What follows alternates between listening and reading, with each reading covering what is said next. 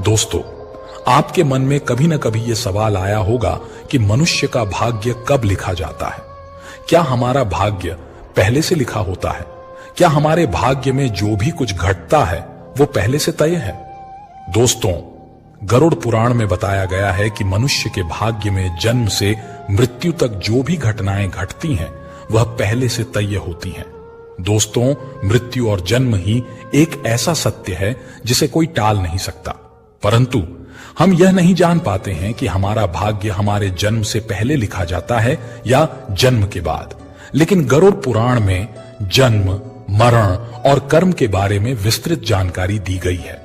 तो आइए शुरुआत करते हैं गरुड़ पुराण की उस ज्ञानवर्धक प्रस्तुति की जिसमें यह बताया गया है कि मनुष्य का भाग्य कब लिखा जाता है। क्या मनुष्य का भाग्य उसके जन्म से पहले लिखा जाता है या जन्म के बाद? दोस्तों, गरुड़ पुराण के अनुसार हर मनुष्य के जीवन में जो भी कुछ होता है वह जन्म से पहले तय होता है। इसे कोई टाल नहीं सकता।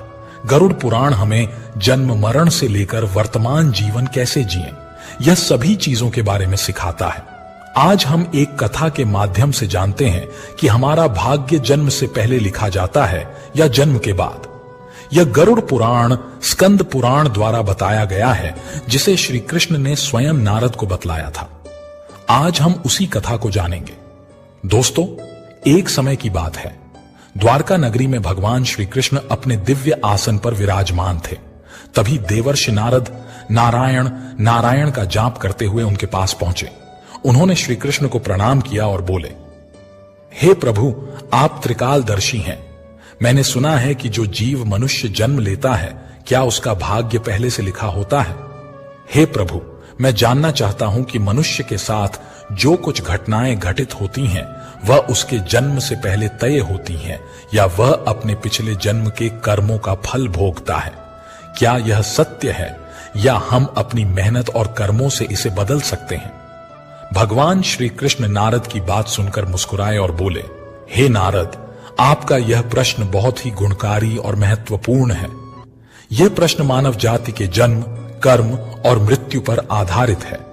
फिर श्री कृष्ण बोले, हे नारद, मैं तुम्हें एक कथा सुनाता हूं जो न केवल तुम्हारे इस प्रश्न का उत्तर देगी बल्कि हर मनुष्य के लिए एक चेतावनी और प्रेरणा भी होगी। तुम इस कथा को पूरे ध्यान पूर्वक सुनो। देवर्षि नारद ने कहा, हे प्रभु, मैं इस कथा को पूरे ध्यान पूर्वक और अंत तक सुनूंगा। कृपया आप यह कथा सुनाएं। फिर श्री कृष्ण ने नारद को कथा सुनानी शुरू की। उन्होंने कहा, हे नारद, प्राचीन काल में एक विशाल और समृद्ध राज्य था जिसका नाम अभयपुरी था। उस राज्य का शासक राजा धर्मेश प्रताप था। राजा धर्मेश प्रताप अत्यंत धर्मात्मा और न्यायप्रिय था। वह सदैव अपने राज्य की प्रजा के कल्याण के लिए कार्य करता था और धर्म का पालन करता था। उसे भगवान से एक संतान का आशीर्वाद चाहिए था ताकि वह अपने राज्य का कार्यभार किसी योग्य उत्तराधिकारी को सौंप सके। हे नारद, राजा धर्मेश प्रताप और रानी ने कई वर्षों तक तपस्या की। उनकी तपस्या से भगवान शिव प्रसन्न हुए और उन्हें संतान प्राप्ति का वरदान दिया। फिर एक दिन भगवान शिव के आशीर्वाद से रानी गर्भवती हुई। राजा और रानी अत्यंत प्रसन्न थे क्योंकि वे चाहते थे कि उनका पुत्र महान शासक बने और राज्य को सुख समृद्धि की ओर ले जाए। परंतु जब रानी ने पुत्र को जन्म दिया तो वह बच्चा विकलांग और शारीरिक रूप से कमजोर था। उसके शरीर की हड्डियां टूटी हुई थीं और वह शारीरिक रूप से अक्षम था। राजा धर्मेश प्रताप का दिल टूट गया। उसने भगवान से यह सवाल पूछा कि ऐसा क्यों हुआ। तब राजा ने भगवान श्री कृष्ण से मिलने का निर्णय लिया और अपने दुखों को साझा करने के लिए उनके पास पहुंचा। राजा ने भगवान से पूछा, हे प्रभु, मैंने इतनी तपस्या की, यज्ञ किए, फिर भी मेरे पुत्र का जन्म विकलांग क्यों हुआ? मैंने भगवान शिव से आशीर्वाद लिया था, फिर ऐसा क्यों हुआ? क्या यह मेरे भाग्य में पहले से लिखा हुआ था? श्री कृष्ण मुस्कुराए और बोले, हे राजा, तुम सही कहते हो कि तुम्हारा पुत्र विकलांग जन्मा है। क्या तुम जानते हो कि तुम्हारे पुत्र का जन्म इस प्रकार क्यों हुआ? यह तुम्हारे द्वारा किए गए पूर्व जन्मों के कर्मों का फल है। यह तुम्हारे पिछले जन्म के कर्मों का परिणाम है जो तुम्हारे भाग्य में लिखा हुआ था। लेकिन इसका कारण यह नहीं है कि तुम्हारा भाग्य पहले से ही पूरी तरह निश्चित था। यह घटना तुम्हारे और तुम्हारे पुत्र के कर्मों का फल है जो उसके पिछले जन्मों से जुड़ा हुआ है। राजा ने आश्चर्यचकित होते हुए पूछा, हे प्रभु, क्या भाग्य वास्तव में पहले से लिखा होता है? श्री कृष्ण ने कहा, जन्म, मृत्यु और जीवन के उतार चढ़ाव पहले से निर्धारित होते हैं, लेकिन जो कर्म हम करते हैं वे हमारे भाग्य को बदल सकते हैं। जिस दिन तुम्हारे पुत्र का जन्म हुआ उस दिन तुम्हें एक विशेष संतान का वरदान प्राप्त हुआ था, लेकिन उस संतान को चुनौतियां मिलना आवश्यक था ताकि वह अपने जीवन में धैर्य, साहस और पराक्रम को विकसित कर सके। उसका भविष्य केवल उस समय के कर्मों से नहीं बना था, बल्कि यह तुम्हारे पिछले जन्मों के कर्मों का परिणाम था। श्री कृष्ण ने राजा से कहा, हे राजन, भाग्य और कर्म में बहुत गहरा संबंध है। हमारे कर्म ही हमारे भाग्य का निर्माण करते हैं। यही कारण है कि हमें जीवन में अपने कर्मों को सदैव धर्म और सत्य के मार्ग पर रखना चाहिए। श्री कृष्ण ने कहा, हे राजन, जो कुछ भी तुम्हारे जीवन में घटित होता है वह तुम्हारे पिछले जन्म के कर्मों का परिणाम है। यदि तुम्हारा बेटा विकलांग जन्मा है तो यह उसकी आत्मा के पिछले जन्म के कर्मों का फल है। जब तुम एक पुण्यात्मा के रूप में जन्म लेते हो तो तुम्हारे जीवन में कठिनाइयां और संघर्ष अवश्य होंगे। इस दुनिया में हर आत्मा को कुछ न कुछ कष्ट भोगना पड़ता है ताकि वह अपने पिछले कर्मों को समाप्त कर सके। लेकिन याद रखो, तुम्हारे बेटे के जीवन में जो कठिनाइयां हैं वे उसकी परीक्षा हैं। यदि वह धैर्य और साहस से इन कठिनाइयों का सामना करता है तो वह अपने भाग्य को बदल सकता है। एक दिन वह वही कार्य करेगा जिसकी कल्पना तुमने अपने जीवन में की थी। दोस्तों, फिर राजा धर्मेश प्रताप ने पूछा, हे प्रभु, क्या मैं और मेरा पुत्र अपने भाग्य को बदल सकते हैं? श्री कृष्ण ने उत्तर दिया, बिल्कुल, तुम दोनों ही अपने भाग्य को बदल सकते हो। तुम्हारे बेटे के जन्म के समय जो विकलांगता थी वह उसके कर्मों का फल था, लेकिन उसका भविष्य तुम्हारे अच्छे कर्मों पर निर्भर करता है। यदि तुम उसे साहस, धैर्य और आत्मविश्वास से भर दोगे तो वह अपने भाग्य को बदल सकता है। तुम्हारे अच्छे कर्मों के परिणाम स्वरूप वह एक दिन महान बनेगा और राज्य का भार संभालने में सक्षम होगा। दोस्तों, फिर भगवान श्री कृष्ण ने आगे कहा, भाग्य एक चक्र के समान है जो कर्मों के आधार पर घूमता रहता है। जब तुम अच्छे कर्म करते हो तो तुम अपने भाग्य को सुखमय बना सकते हो। फिर आगे श्री कृष्ण से राजा धर्मेश ने पूछा, क्या भाग्य निश्चित रूप से पिछले कर्मों से जुड़ा होता है? श्री कृष्ण बोले, हाँ, लेकिन उसे बदलने की शक्ति तुम्हारे हाथों में है। यदि तुम अच्छे कर्म करते हो तो वह तुम्हारे भाग्य को भी सुधार सकते हैं। साथ ही भक्ति, साधना और सेवा से भाग्य बदला जा सकता है। भगवान की भक्ति से ईश्वर को प्रसन्न करके हम अपने भाग्य को बदल सकते हैं। अगर तुम अपने पुत्र को साहस और आत्मविश्वास से जीवन के संघर्षों का सामना करने की शिक्षा दोगे तो वह अपने भाग्य को बदल सकता है। राजा धर्मेश प्रताप ने भगवान श्री कृष्ण की बातों को पूरी तरह से आत्मसात किया और अपने पुत्र को शिक्षा देने का संकल्प लिया। उसने अपने पुत्र को कठिनाइयों के बावजूद साहस और विश्वास के साथ जीवन जीने की प्रेरणा दी। समय के साथ उस विकलांग पुत्र ने आत्मविश्वास और कठिनाइयों से लड़ते हुए समाज में महत्वपूर्ण स्थान प्राप्त किया। उसकी संघर्षशीलता और साहस ने राज्य में उसका सम्मान बढ़ाया। कृष्ण बोले, हे नारद, यह समझो कि भाग्य एक निरंतर प्रक्रिया है जो कर्मों के आधार पर बदलता रहता है। जो लोग जीवन में अपने कर्मों को सुधारते हैं और भगवान की शरण में जाते हैं, उनका भाग्य भी बदलता है। यह केवल कर्म ही नहीं है, बल्कि जीवन के संघर्षों और कर्मों का परिणाम है। दोस्तों, फिर श्री कृष्ण ने नारद से कहा, यह कथा हमें यह सिखाती है कि जीवन में जो कुछ भी घटित होता है वह हमारे पिछले कर्मों का फल है। भाग्य और कर्म का कोई निश्चित प्रारूप नहीं है। हमारा कर्म हमारे भाग्य को बदल सकता है। दोस्तों, गरुड़ पुराण हमें सिखाता है कि यदि हम अच्छे कर्म करते हैं, सत्य की राह पर चलते हैं और ईश्वर का ध्यान करते हैं तो हम अपने जीवन की दिशा बदल सकते हैं। फिर श्री कृष्ण ने नारद से कहा, हे नारद, यह संसार कर्मों का दर्पण है। जो जैसा कर्म करेगा वह वैसा फल भोगेगा। मनुष्य को यह ध्यान रखना चाहिए कि माता पिता की सेवा, दूसरों की सहायता और ईश्वर का ध्यान ही सबसे बड़ा धर्म है। जो मनुष्य अपने पिछले जन्म में किसी के साथ पाप करता है, किसी को कष्ट देता है, उसे न केवल नरक में भयानक यातनाएं मिलती हैं, बल्कि वह जन्म जन्मांतर तक उस कर्म का फल भोगता है। लेकिन जो अपना कर्म सुधार लेता है, वह इस चक्र से मुक्त हो सकता है, क्योंकि यह संसार एक अवसर है। धर्म, सेवा और सत्य ही मनुष्य का जीवन है। मनुष्य को यह समझना चाहिए कि मृत्यु के बाद केवल उसके अच्छे कर्म ही उसके साथ जाते हैं। दोस्तों, यह कथा हमें यह सिखाती है कि हमारे भाग्य पिछले कर्मों का फल है। हर पाप का दंड और हर पुण्य का फल निश्चित होता है। हे मनुष्य, तुम अपने कर्मों पर ध्यान दो, स्वार्थ, पाप और अहंकार को त्यागो, धर्म, सत्य और सेवा को अपनाओ, क्योंकि यही जीवन का सबसे बड़ा सत्य और मार्ग है। मित्रों, श्री कृष्ण ने इस प्रकार नारद को गरुड़ पुराण के रहस्य को बताया। दोस्तों, भाग्य निश्चित रूप से जन्म से पहले लिखा जाता है, लेकिन हम अपने जीवन के संघर्ष, सत्य, धर्म और ईश्वर की भक्ति से अपने भाग्य को बदल सकते हैं। गरुड़ पुराण में भाग्य का लेखा जोखा और कर्मों के बारे में उल्लेख मिलता है, लेकिन मनुष्य अपने कर्मों, संघर्ष और ईश्वर की भक्ति से अपने जीवन को बदल सकता है। दोस्तों, गरुड़ पुराण हमें सिखाता है कि जीवन एक खेत की तरह है।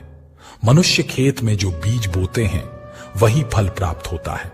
उसी प्रकार मनुष्य अपने जीवन में जो कर्म करता है, उसका अगले जन्म में उसी रूप में फल भोगता है। इसलिए दोस्तों, गरुड़ पुराण में श्री कृष्ण कहते हैं कि जब मनुष्य का जन्म होता है, तो उसके पिछले कर्मों के आधार पर उसका भाग्य पहले से लिखा जाता है। उस मनुष्य के साथ वही होता है जो उसके जन्म से पहले उसके भाग्य में लिखा हुआ है, जिसे कोई टाल नहीं सकता। परंतु सत्य, धर्म और सेवा से ईश्वर को प्रसन्न कर हम अपने भाग्य को बदल सकते हैं। हिंदू धर्म का सबसे बड़ा धर्म ग्रंथ गरुड़ पुराण है, जिसमें मनुष्य के जीवन, मृत्यु और भाग्य कर्मों के बारे में विस्तार से बताया गया है। यह पुराण हिंदू धर्म के 18 महापुराणों में से एक है। इस पुराण में जन्म, मरण, पुनर्जन्म, कर्म और आत्मा के मार्ग के बारे में पूरे विस्तार से बताया गया है। दोस्तों, गरुड़ पुराण के अनुसार मनुष्य का भाग्य उसके पिछले कर्मों पर निर्भर करता है। गरुड़ पुराण, जो विष्णु पुराणों के प्रमुख ग्रंथों में से एक है, जीवन के रहस्यों और मानव के कर्मफल के बारे में बताता है। गरुड़ पुराण में श्री कृष्ण को साक्षात भगवान विष्णु का अवतार माना गया है। दोस्तों, गरुड़ पुराण में श्री कृष्ण कहते हैं कि मनुष्य अपने जीवन में अच्छे कर्म और सत्य मार्ग पर चलकर ईश्वर को प्रसन्न कर अपने भाग्य में होने वाली घटनाओं से बच सकता है और अपने आने वाले भाग्य को बदल सकता है। मित्रों, गरुड़ पुराण में श्री कृष्ण ने मनुष्य को जीवन जीने के लिए 3 मुख्य उपदेश दिए हैं। इन पर चलकर हम अपने भाग्य और कर्मों को बदल सकते हैं। अपने धर्म का पालन करना। मनुष्य का जन्म किसी खास उद्देश्य के लिए होता है। जो मनुष्य अपने पिछले जन्म में पाप करता है, वह इस जन्म में भी उस पाप का भोग भोगता है, क्योंकि मनुष्य के जन्म से पहले उसका भाग्य मरण तक का पहले ही तय होता है। इसलिए दोस्तों, गरुड़ पुराण में श्री कृष्ण ने बताया है कि मनुष्य को हमेशा धर्म और सत्य का पालन करना चाहिए। इससे हम अपने पिछले जन्म के पापों से बच सकते हैं। ईश्वर की भक्ति से हम अपने जीवन को बदल सकते हैं और ऊंचाई तक पहुंच सकते हैं। दोस्तों, यह जीवन एक अनमोल उपहार है। इसे व्यर्थ न जाने दें। सही कर्म और धर्म के पालन से हम अपने जीवन को अगले जन्म में होने वाली घटनाओं से बचा सकते हैं।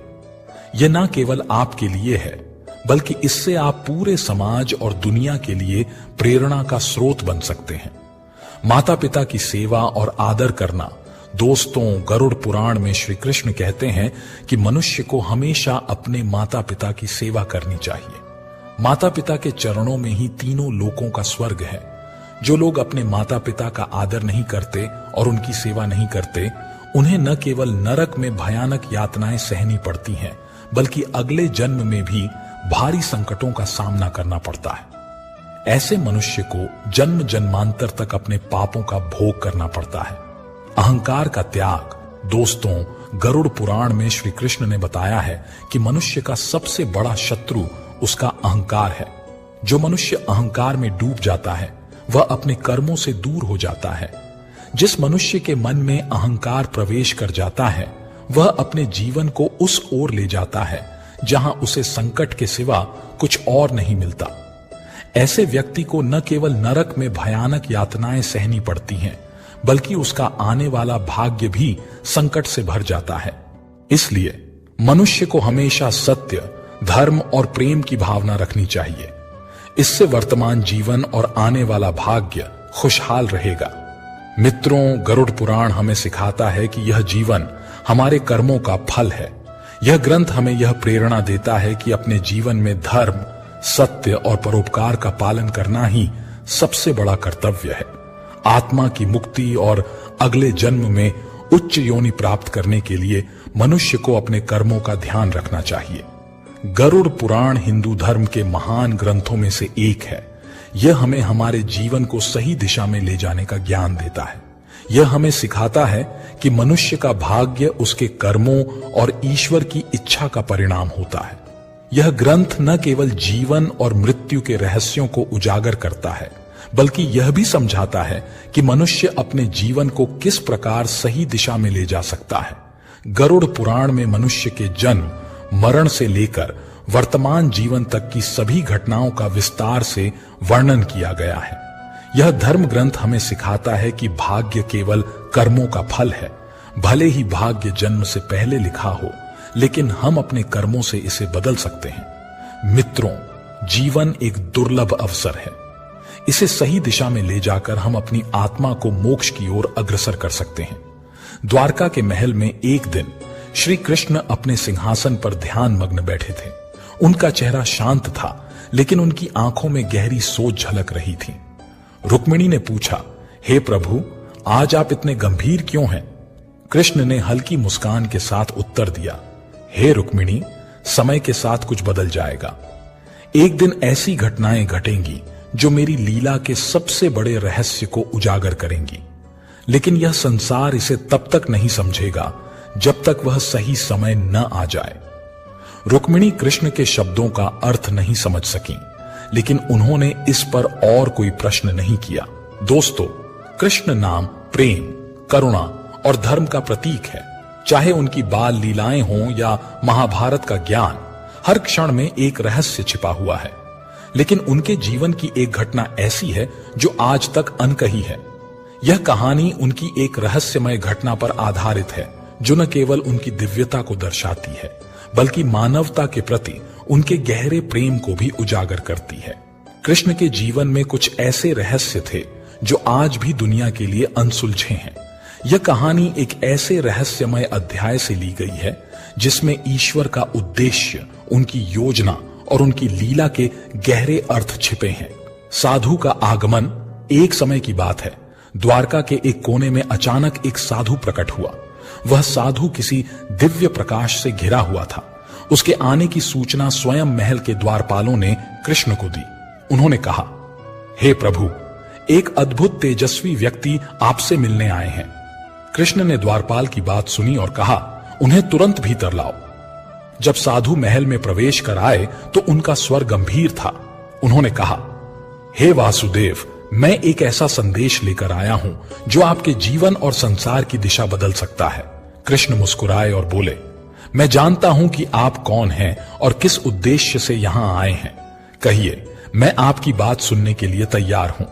साधु ने कहा, हे कृष्ण, आपकी यह लीला समाप्त होने को है, लेकिन उससे पहले आपको एक ऐसा कार्य करना होगा जो आपके होने के सबसे बड़े रहस्य को उजागर करेगा। संसार आपके चमत्कारों को जानता है, लेकिन वह अब तक यह नहीं जान पाया है कि आप क्यों और किस लिए धरती पर अवतरित हुए हैं। कृष्ण ने उत्तर दिया, संसार को यह जानने की आवश्यकता तब होगी जब यह सत्य उसे मोक्ष के मार्ग पर ले जाएगा। आप यह बताइए कि वह घटना कब और कैसे घटेगी। साधु ने उत्तर दिया, आपके अंतिम समय में एक ऐसी आत्मा आएगी जो आपके साथ अपने पिछले जन्म का गहरा संबंध रखती है। वह आपसे प्रश्न करेगी और तब आपको उसे अपने रहस्यमय अस्तित्व का उत्तर देना होगा। साधु की बातें सुनकर कृष्ण गंभीर सोच में पड़ गए। उन्होंने साधु को प्रणाम किया और कहा, जो भी हो, यह मेरी लीला का एक और हिस्सा होगा। कृष्ण की लीला का रहस्य कुछ महीने बाद द्वारका में अशांति फैलने लगी। चारों ओर यह अफवाहें फैल गईं कि किसी अज्ञात शक्ति के कारण अनहोनी घटनाएं घटने वाली हैं। एक दिन कृष्ण समुद्र तट पर टहल रहे थे। तभी उन्हें एक अजनबी व्यक्ति मिला। वह व्यक्ति साधारण वस्त्रों में था, लेकिन उसकी आंखों में अद्भुत तेज झलक रहा था। उसने कृष्ण से कहा, हे वासुदेव, मैं आपके पास एक प्रश्न लेकर आया हूं, क्या आप मेरे प्रश्न का उत्तर देंगे? कृष्ण ने कहा, जरूर पूछो। उस व्यक्ति ने पूछा, आप कौन हैं? क्या आप केवल एक राजा हैं या ईश्वर का अवतार? और यदि आप ईश्वर हैं तो आपने इस धरती पर जन्म क्यों लिया है? कृष्ण मुस्कुराए और उत्तर दिया, मैं वही हूं जो तुम समझते हो। मैं ईश्वर का एक रूप हूं, लेकिन मैं केवल एक राजा या देवता नहीं हूं। मेरा अवतार इस संसार में इसलिए हुआ है क्योंकि यह धरती धर्म और अधर्म के बीच संतुलन खो चुकी है। कृष्ण ने आगे कहा, जब भी अधर्म बढ़ता है और धर्म का नाश होता है, तब मैं इस संसार में अवतरित होता हूं, लेकिन मेरा यह रूप केवल एक माध्यम है। असल में मैं हर जीव के भीतर हूं। मेरा जन्म और मेरी मृत्यु केवल एक लीला है ताकि मनुष्य सत्य को समझ सके। उस व्यक्ति ने पूछा, तो क्या आपका अंत पहले से ही तय है?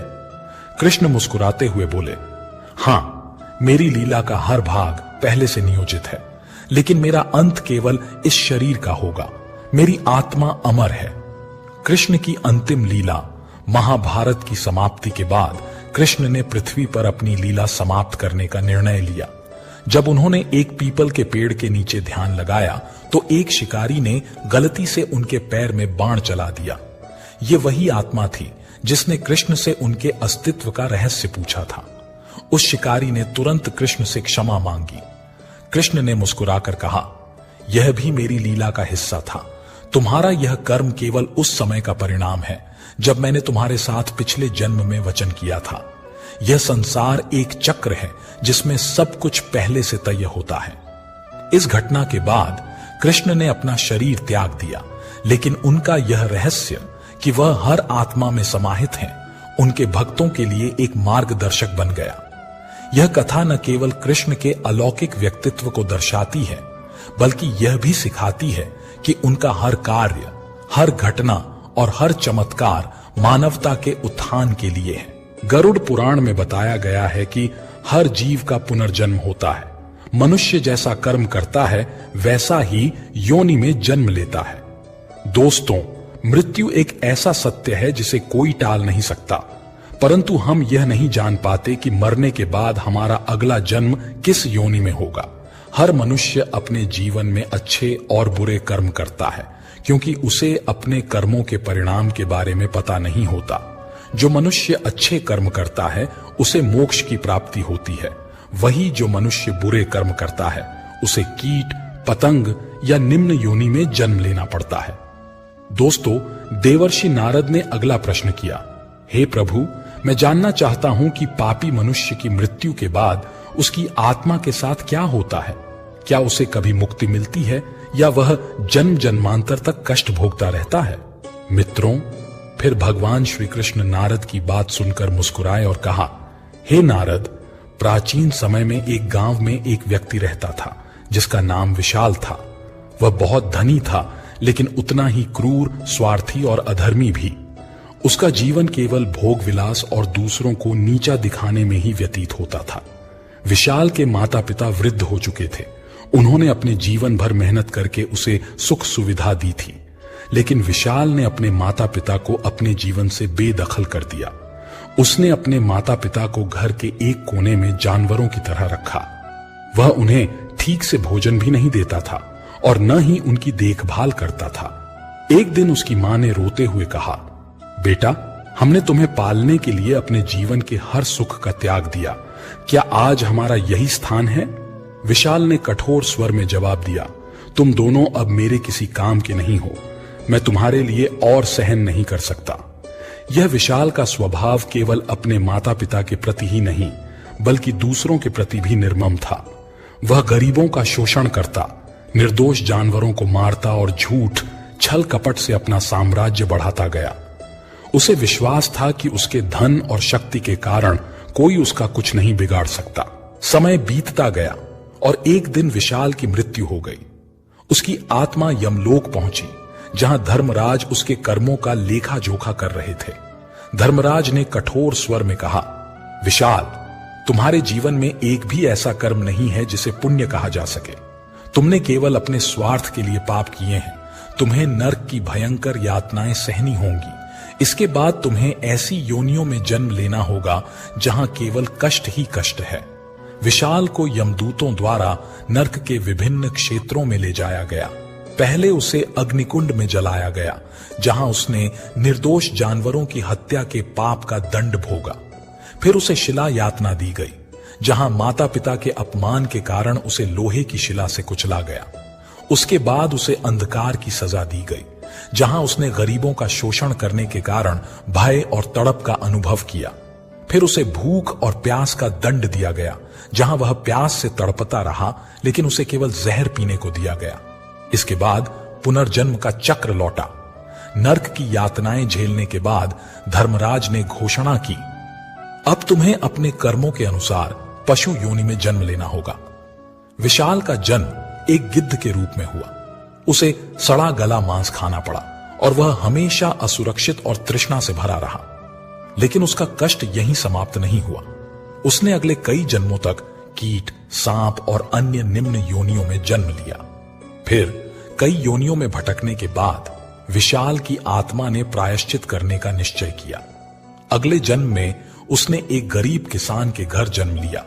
उसने अपने जीवन को धर्म और परोपकार के मार्ग पर समर्पित कर दिया। वह अपने माता पिता की सेवा करता, दूसरों की सहायता करता और भगवान का ध्यान करता। फिर एक दिन भगवान श्री कृष्ण ने उसके सपने में आकर कहा, तुमने अब सच्चे मन से प्रायश्चित किया है। तुम्हारे पुण्य कर्मों ने तुम्हारे पापों को धो दिया है। अब तुम्हें मानव जन्म में मुक्ति का अवसर मिलेगा। सेवा, सत्य और धर्म का पालन करते रहो। दोस्तों, कथा समाप्त कर श्री कृष्ण ने नारद से कहा, हे नारद, यह संसार कर्मों का दर्पण है। जो जैसा करेगा वैसा भोगेगा।